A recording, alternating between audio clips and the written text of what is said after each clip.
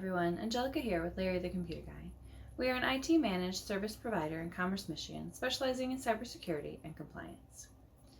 Today for malware news. Cyber criminals were all set to cash in this tax season as people rushed to file their returns. A major incident was averted, thankfully, when the Canada Revenue Agency restricted access to thousands of accounts after detecting suspicious activity. About 800,000 people were locked out of their accounts for the Canada Revenue Agency over concerns of third-party unauthorized access.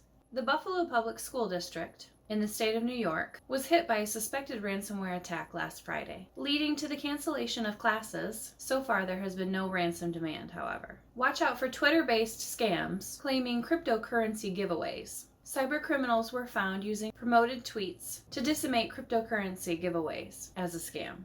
We hope that you stay safe out there in the cyber world and have a good week.